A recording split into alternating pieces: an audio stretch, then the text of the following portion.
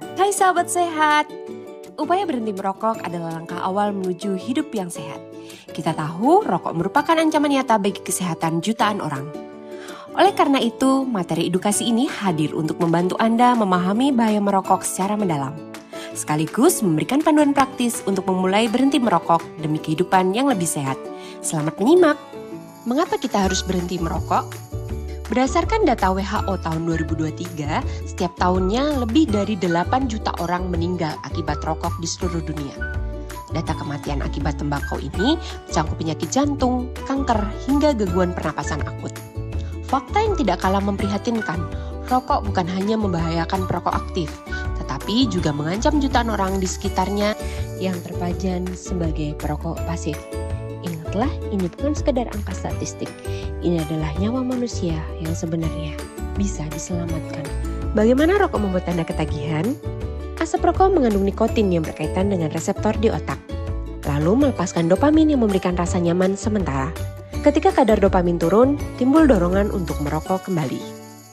Dan untuk memutus siklus adiksi ini, konsumsi rokok harus dihentikan. Namun saat Anda berhenti, akan timbul gejala putus nikotin sebagai reaksi penyesuaian tubuh, seperti keinginan kuat untuk merokok, sulit berkonsentrasi, depresi dan cemas, insomnia, mudah marah, serta nafsu makan meningkat. Pahamilah bahwa gejala ini adalah tanda pemulihan tubuh yang bersifat sementara. Merokok adalah ancaman nyata yang memberikan dampak sistemik dan serius bagi kesehatan tubuh Anda. Beberapa risiko utama yang dihadapi meliputi penyakit jantung dan stroke akibat kerusakan pembuluh darah, kanker paru serta berbagai jenis kanker mematikan lainnya, gangguan pernafasan kronik seperti PPOK dan eksaserbasi asma, hingga penurunan kualitas hidup secara keseluruhan, serta estimasi umur yang lebih pendek. Kerusakan ini bersifat akumulatif, namun proses pemulihan ini bisa dimulai sejak detik pertama Anda memutuskan untuk berhenti. Untuk membantu proses pemulihan secara efektif, layanan upaya berhenti merokok menerapkan prinsip utama yang terstruktur, yaitu pendekatan 4T. Pendekatan ini terdiri dari 4 langkah klinis yang berkesinambungan, yaitu tanyakan, telaah, tolong dan nasihati, serta tindak lanjuti. Mari kita bedah satu persatu langkah praktis ini pada penjelasan berikut. Langkah pertama adalah tanyakan. Sebuah screening awal melalui pertanyaan mendasar, apakah Anda merokok? Pada tahap ini penggalian informasi dilakukan secara komprehensif untuk mengevaluasi status dan profil merokok, tingkat adiksi nikotin, serta faktor lingkungan seperti keberadaan anggota keluarga yang merokok. Data akurat ini krusial untuk menyusun strategi intervensi yang tepat. Tindak lanjut dibagi menjadi 2 skenario. Jika jawabannya, dilakukan identifikasi profil secara mendalam, mulai dari usia, durasi, jumlah rokok, riwayat berhenti, skor kuesioner tingkat adiksi, hingga kadar CO ekspirasi, serta pemberian nasihat untuk menciptakan rumah bebas asap rokok. Jika jawabannya tidak, petugas tetap mengevaluasi riwayat merokok masa lalu. Jika benar tidak pernah, akan diberikan apresiasi dan edukasi pola hidup sehat. Namun, jika ada pajanan asap rokok di rumah, nasihat pencegahan tetap diberikan. Langkah kedua adalah telaah. Pada tahap ini, petugas kesehatan akan menilai 4 hal penting, yaitu keluhan yang Anda rasakan, dampak rokok pada kesehatan Anda, tingkat keinginan, dan motivasi Anda untuk berhenti. Penilaian ini dibagi menjadi 2 kondisi. Jika Anda masih merokok, petugas akan mengevaluasi keluhan fisik yang Anda rasakan saat ini, lalu mengukur tingkat kesiapan, tingkat motivasi yang menggunakan skala 0 sampai 10, serta mencari tahu alasan kuat Anda ingin berhenti. Jika Anda pernah merokok, fokus beralih untuk memastikan apakah Anda sedang dalam proses konsisten berhenti merokok dan mengidentifikasi apakah ada masalah atau hambatan yang sedang dihadapi. Tahap telaah ini sangat penting untuk menetapkan kekuatan komitmen dan kendala Anda sebelum melangkah ke strategi berikutnya. Langkah ketiga adalah tolong dan nasihati. Di tahap ini fokus utama adalah membantu Anda menentukan tanggal mulai berhenti, memilih metode yang tepat, membangun dukungan keluarga, serta mengantisipasi tantangan yang akan dihadapi. Langkah bantuan disesuaikan dengan kondisi Anda. Jika Anda masih merokok, petugas akan memberikan konseling individu yang kuat. membantu menyusun jadwal berhenti, memilih metode yang sesuai, serta meminta dukungan keluarga untuk mengantisipasi hambatan yang muncul. Jika Anda sedang berhenti merokok, apabila mengalami masalah, petugas akan segera memberikan bantuan solusi agar proses berhenti tidak gagal, dan apabila tidak ada masalah, petugas akan memberikan motivasi tambahan agar Anda tetap konsisten mempertahankan kebiasaan sehat ini. Apakah Anda berniat berhenti merokok? Untuk memulainya, mari kita ikuti 3 langkah praktis berikut. Langkah pertama, tentukan skala motivasi Anda dalam berhenti merokok. Pilihlah angka dari skala 1 hingga skala 10. Langkah kedua, tentukan skala kepercayaan diri Anda dalam proses berhenti merokok, juga dari skala 1 hingga 10. Langkah ketiga, ingatlah jika ada sedikit saja motivasi dan kepercayaan diri, silakan segera konsultasikan dengan tim medis kami. Selalu ada peluang untuk sukses berhenti bagi perokok, walaupun hanya dimulai dengan sedikit niat. Jangan ragu untuk memulai langkah kecil Anda hari ini. Ambil kendali atas kesehatan Anda demi masa depan yang lebih bugar, bersih, dan bebas dari asap rokok. Mari kita bedah secara ringkas arti dari setiap nomor pada skala motivasi Anda. Skala 1 sampai 2 merupakan tahap penolakan. Belum terpikir atau sudah memutuskan tidak akan berhenti seumur hidup. Skala 3 sampai 5 merupakan tahap bimbang. Mulai berpikir untuk berhenti, namun belum memiliki rencana yang nyata. Skala 6 hingga 7 merupakan tahap perencanaan. Sudah memiliki target waktu, baik 6 bulan maupun 30 hari ke depan. Skala 8 merupakan tahap kesiapan. Masih merokok, tetapi berkomitmen untuk kuat dan siap berubah sekarang. Skala 9 hingga 10 merupakan tahap pemeliharaan. Anda sudah berhasil berhenti merokok, sedang menjaga diri dari risiko kambuh hingga mencapai kebebasan mutlak dari merokok. Berikut adalah kuesioner tingkat adiksi. Untuk mengukur ketergantungan nikotin secara mandiri, Anda dapat mengisi kuesioner tingkat adiksi. Evaluasi ini menilai 6 kebiasaan mulai dari jumlah rokok harian, kecepatan merokok setelah bangun pagi, hingga dorongan merokok saat sedang sakit berat. Setelah menjumlahkan seluruh poin, Anda dapat melihat tingkat adiksi Anda. Skor 0 hingga 2 merupakan tingkat adiksi ringan. Skor 3 hingga 4, tingkat adiksi ringan sedang. Skor 5 hingga 7, tingkat adiksi sedang.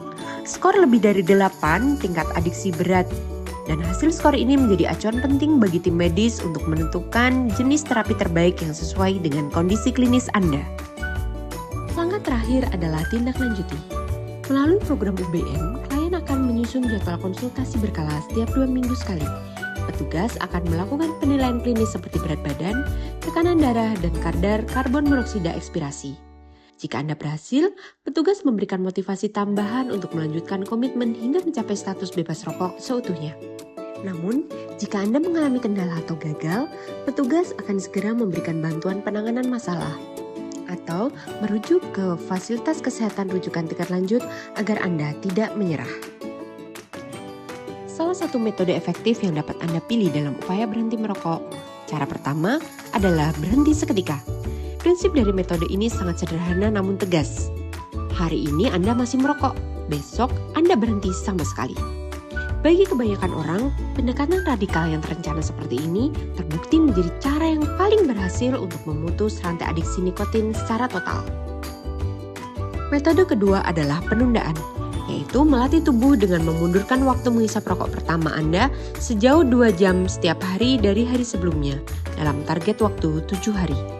Sebagai contoh, jika Anda biasanya merokok pertama kali pukul 7 pagi, maka jadwal penundaan diatur sebagai berikut.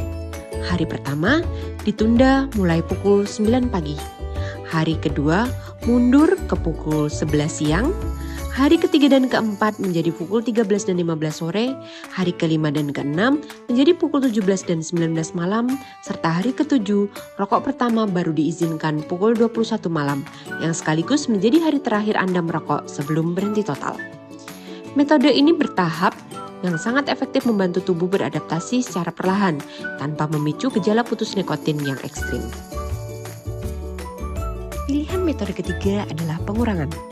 Prinsipnya adalah mengurangi jumlah batang rokok yang dihisap setiap hari secara bertahap dengan jumlah yang sama, hingga mencapai 0 batang pada hari yang telah ditentukan. Sebagai contoh praktis, hari pertama Anda memulainya dengan 10 batang. Hari kedua dan seterusnya, selang 1 atau 2 hari jumlahnya dikurangi secara konsisten menjadi 8 batang, 6 batang, 4 batang, hingga 2 batang. Hari ke-6, target akhir tercapai, yaitu 0 batang atau berhenti sepenuhnya. Untuk keberhasilan metode ini, jumlah pengurangan dan tanggal target berhenti harus ditetapkan sejak awal. Jangan lupa untuk memberitahukannya kepada keluarga atau kerabat terdekat agar mereka dapat membantu mengingatkan atau mendukung proses Anda. Kali ini, kita akan mengupas mitos dan fakta penggunaan rokok elektrik. Mari kita luruskan sebuah kekeliruan yang sering beredar di masyarakat mengenai penggunaan rokok elektrik, vape, atau e-cigarette. Mitosnya, banyak yang menganggap rokok elektrik sama sekali tidak berbahaya, aman bagi kesehatan, serta bisa menjadi alternatif terapi opsi yang lebih aman untuk berhenti merokok konvensional.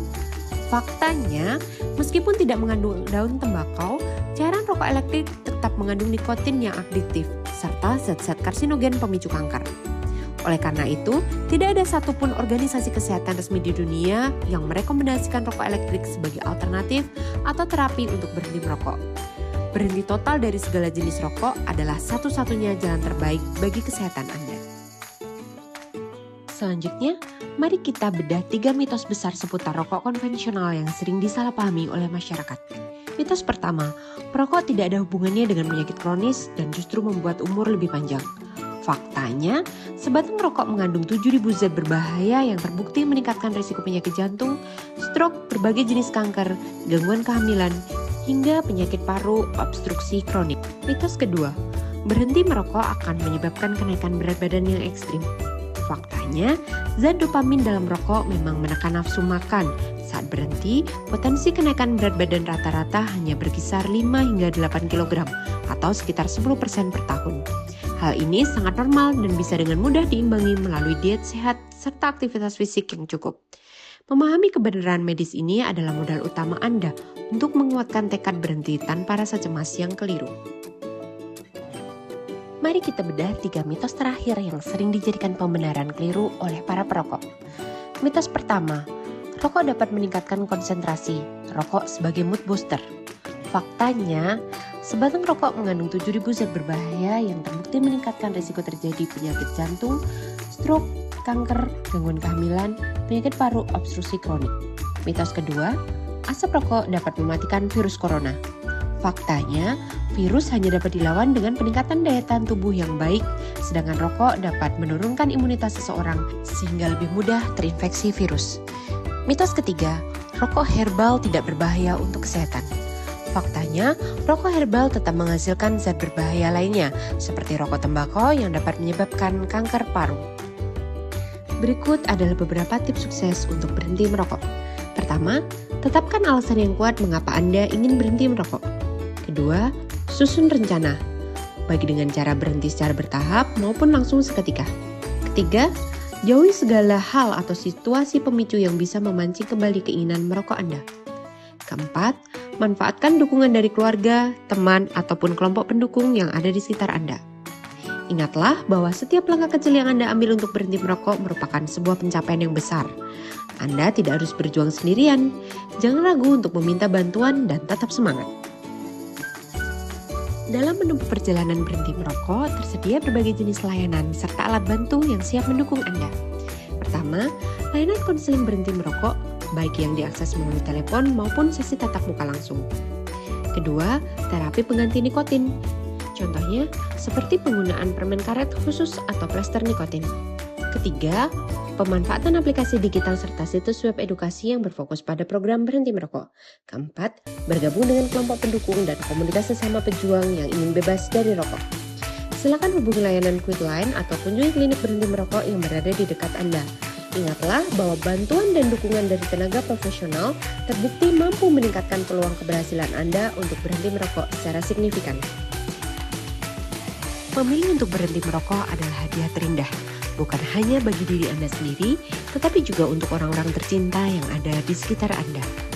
Mari ambil langkah pertama Anda sekarang juga, demi wujudkan kehidupan yang jauh lebih sehat. Mulailah hari ini.